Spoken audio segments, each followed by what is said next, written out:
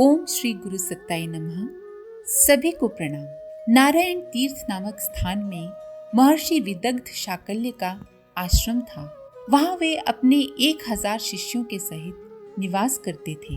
महर्षि के एक शिष्य याज्ञवल्क्य भी उन दिनों उन्हीं के पास थे। महर्षि ने उन्हें ऋग्वेद में पारंगत कर दिया था।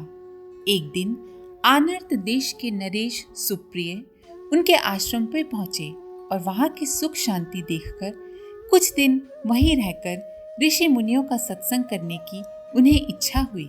महर्षि ने उनके निवास के लिए अपनी आश्रम भूमि में ही व्यवस्था कर दी और अपने शिष्य याज्ञवल्क्य को ये कार्य सौंपा कि वह नित्य प्रति राजा सुप्रिय का अभिषेक कर उन्हें सुखी रहने का आशीर्वाद दिया करें। नित्य की भांति आज भी याज्ञवल्क्य राजा को शुभाशीष देने के लिए गए, परंतु राजा को नित्य कर्म से निवृत्त होने में देर हो गई। उन्होंने नम्रता से कहा, ऋषिवर आप कुछ देर रुकें। याज्ञवल्क्य ने सोचा कि आश्रम जीवन में आलस्य नहीं करना चाहिए। उन्होंने राजा से भी ऐसा कहा, राजन यह आश्रम जीवन है, इसमें एक एक क्षण बहुमूल्य है। राजा पर इसका उल्टा प्रभाव पड़ा। उन्होंने सोचा ये विद्यार्थी अभिमानी है। राजा बोला, ऋषि कुमार यदि तुम रुकना नहीं चाहते तो सामने पड़े लक्कड़ पर जल डालकर चले जाओ। याज्ञवल्क्य ने ऐसा ही किया। सूखे लक्कड़ पर पानी डालकर चले गए। सायंकाल में राजा की दृष्टि उस लक्कड़ पर पड़ी। लक्कड़ हरा हो गया था। उसमें नवीन पत्तियां तथा फल फूल लग गए थे। ये देखकर राजा अत्यंत आश्चर्यचकित हो गए। उन्होंने सोचा, अरे मैंने ये स्वर्ण अवसर गवा दिया। जिस जल ने इस सूखे काष्ठ को हरा भरा कर दिया, यदि मुझ पर पड़ता तो क्या मुझे भी सब प्रकार से सुखी न कर देता। राजा के मन की अशांति बहुत बढ़ गई। वे स्वयं महर्षि की सेवा में उपस्थित हुए। महर्षि शाकल्य ने राजा को सादर आसन दिया और अभिप्राय जानकर याज्ञवल्क्य को समीप बुलाकर बोले, वत्स राजा हमारे अतिथि हैं, इनका इच्छित करना हमारा कर्तव्य है, अतः जिस कार्य से इनका हित हो वही करो। याज्ञवल्क्य ने नम्रता से कहा, गुरुदेव ये तपोभूमि है, यहाँ आलसी या प्रमादी मनुष्य का कल्याण संभव नहीं है। राजा के प्रमाद का इन आश्रम वासियों पर अच्छा प्रभाव नहीं पड़ेगा। राजा ने याज्ञवल्क्य से क्षमा याचना की। तब विदग्ध शाकल्य बोले, वत्स याज्ञवल्क्य क्षमा मांगने वाले पर क्रोध कैसा। राजा पर प्रसन्न हो और इनकी कामना पूर्ण करो। याज्ञवल्क्य बोले, गुरुदेव राजा मेरे सामने नहीं, मेरे चमत्कार के सामने झुके हैं। मैं इनके हित में कुछ कर सकूं ये संभव नहीं है। विदग्ध शाकल्य क्रोधित हो उठे। उन्होंने कर्कश स्वर में कहा, अरे मूर्ख, मिथ्याभिमानवश हमारा अपमान कर रहा है। ऐसे प्रमादी शिष्य का इस आश्रम में कोई काम नहीं, अतः तू मुझसे प्राप्त वेद विद्या को मुझे लौटाकर यहाँ से चला जा। याज्ञवल्क्य ने सोचा, जो गुरुजन अभिमान के वशीभूत होकर अनुचित आज्ञा दें, उनसे अलग हो जाना ही उचित है। विदग्ध शाकल्य से प्राप्त ऋग्वेद विद्या को लौटाकर याज्ञवल्क्य वहां से चल दिए। घूमते घूमते कई महीने बीत गए। एक दिन वे प्रभास तीर्थ के निकट पहुंचे। वहां उनके नाना महर्षि वैशंपायन निवास करते थे। महर्षि से याज्ञवल्क्य ने अपना सब वृतांत कहा और उनकी आज्ञा पाकर उन्हीं के पास रहने लगे। वैशंपायन ने याज्ञवल्क्य को यजुर्वेद की शिक्षा दी।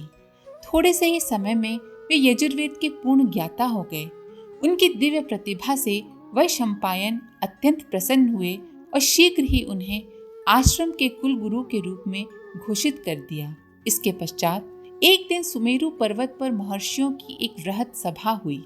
उसकी सूचना 7 दिन पूर्व दे दी गई और उसमें सम्मिलित न होने वाले को ब्रह्म हत्या लगने की बात कही गई।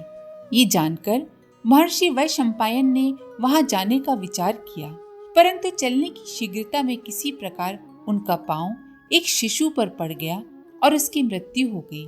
इस प्रकार बाल हत्या तो लगी ही, साथ ही सभा में जाना स्थगित करने के कारण ब्रह्म हत्या का पाप और लग गया।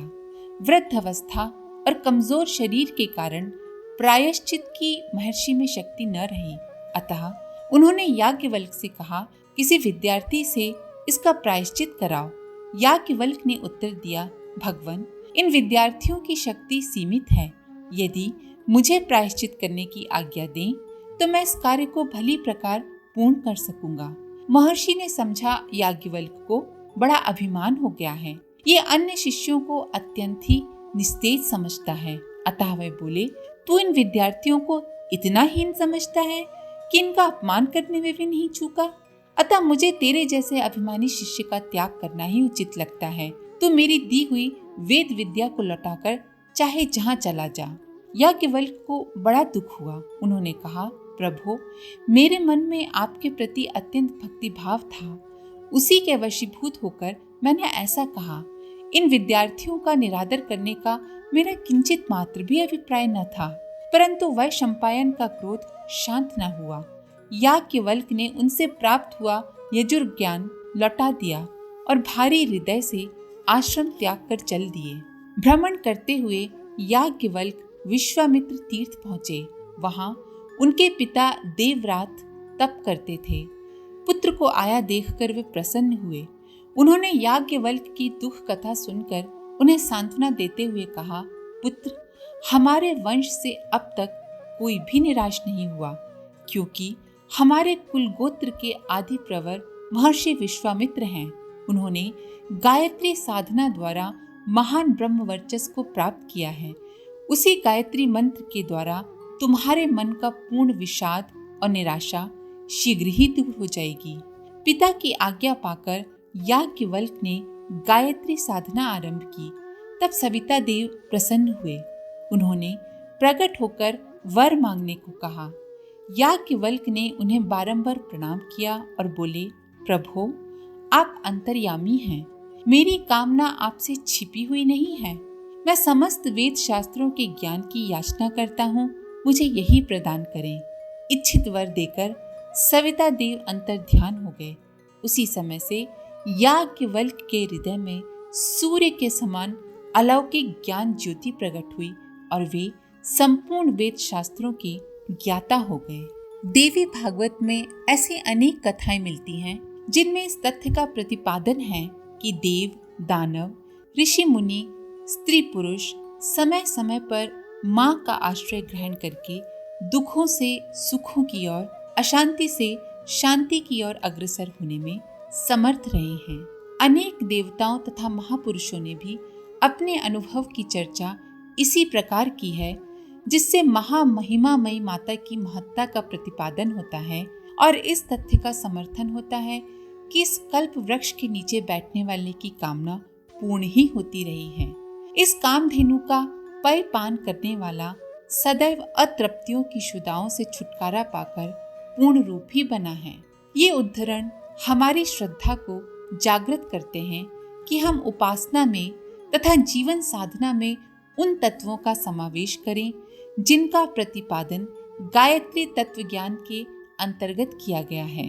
ध्रुव अपना अनुभव सुनाते हुए राजाओं से महामहिमामयी गायत्री का प्रभाव परिणाम बताते हुए कहते हैं कि गायत्री उपासना सर्वश्रेष्ठ तथा सर्वोपरि है। ध्रुव से जब गायत्री का महात्म्य पूछा गया तो उन्होंने राजाओं से कहा, हे नृपकर्ण, मैं उस देवी के अत्युत्तम चरित्र के विषय में क्या वर्णन करूं। उसका चरित्र ऐसा अनंत है कि ब्रह्मादि बड़े बड़े देवगण भी उसे नहीं जानते। हे राजागण, ये देवी परम सात्विकी, सबसे आद्य, महालक्ष्मी, वरेण्या और उत्तम शक्ति स्वरूपा है तथा इस जगत के पालन रक्षण करने में सर्वदा तत्पर रहा करती हैं। यह देवी रजोगुण के स्वरूप वाली इस जगत का सृजन किया करती हैं और सत्व गुण का स्वरूप धारण करके इसका पालन करती हैं।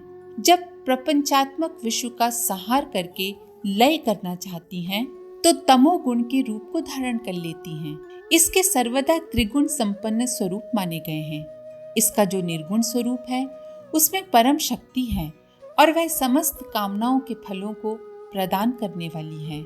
इनकी इच्छा से प्रजा का स्वामी ब्रह्मा इस संपूर्ण विश्व का सृजन किया करते हैं तथा भगवान हरि अनेक अवतार धारण करते हैं एवं भगवान शंभु इस जगत को संहार करके भस्म कर देते हैं।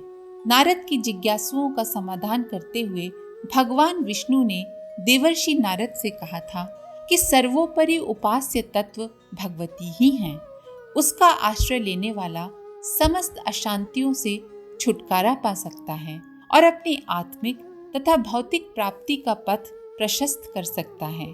प्राचीन काल के महामानवों की भांति इस समय भी सर्वसाधारण के लिए इसी महान आश्रय का अवलंबन करना उचित है। एक समय देवर्षि नारद जी ने भगवान नारायण के समीप उपस्थित होकर पूछा, हे परम देवों के भी देव, आप तो श्रेष्ठतम एवं परम पुराण पुरुष हैं तथा इस समस्त जगत के आधार और सभी कुछ के ज्ञाता हैं। आप इस जगत का जो आद्य तत्व है वो मुझे बताइए कि इसकी उत्पत्ति कहाँ से होती है, किसमें ये प्रतिष्ठित है तथा कैसे इसका अंत होता है। समस्त फलों का उदय कहाँ से होता है, किसका ज्ञान प्राप्त कर लेने पर माया का नाश होता है, किस जप ध्यान अर्चना से अंधकार में सूर्योदय की भांति हृदय में प्रकाश होता है। हे भगवान, कृपा कर इन मेरे प्रश्नों का उत्तर प्रदान करिए जिससे ये लोग इस अंधकार से आसानी से तर जाएं। इस प्रकार से देवर्षि नारद जी ने जब पुराण पुरुष महायोगी भगवान नारायण से पूछा तो नारायण ने नारद जी की इस जिज्ञासा का अभिनंदन करते हुए कहा, हे ऋषिवर, इस जगत का जो उत्तम तत्व है उसे मैं बतलाता हूँ, तुम सुनो। इस तत्व का ज्ञान प्राप्त कर लेने पर मनुष्य को जगत का भ्रम नहीं रहता। इस जगत का तत्व देवी हैं, भगवती हैं। ये भगवती ही, ये देवी ही इस जगत का सृजन करती हैं और उसी के द्वारा इसका पालन होता है तथा अंत में नाश भी वही करती हैं। उसका वह स्वरूप मैं बतलाता हूँ जो कि सिद्ध ऋषियों के द्वारा समर्पित होता है। इस स्वरूप का स्मरण करने वालों के समस्त पापों का नाश हो जाता है, सारे मनोरथ सफल होकर मोक्ष की प्राप्ति होती है। स्वांभो मनु ने जब ये कामना की कि उन्हें अपनी गोदी में भगवान जैसा पुत्र खिलाने और सृष्टि आदि का उद्घाटन करता एवं नियम व्यवस्था बनाने का श्रेय प्राप्त हो तो उनकी ये कामना भी माता के सहारे ही पूरी हुई।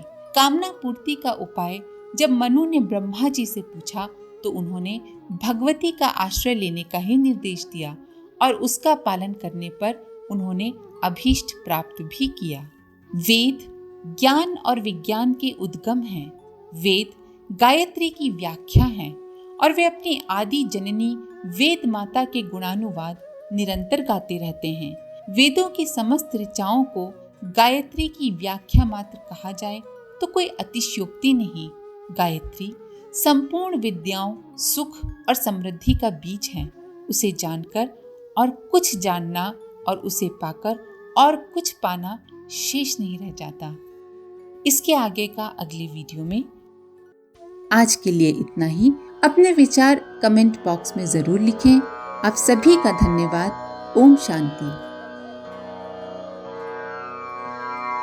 हमारे YouTube चैनल को सब्सक्राइब करें और बेल आइकन को दबाकर ऑल पर क्लिक करें ताकि आने वाले सभी वीडियोस की नोटिफिकेशन आपको मिलती रहे।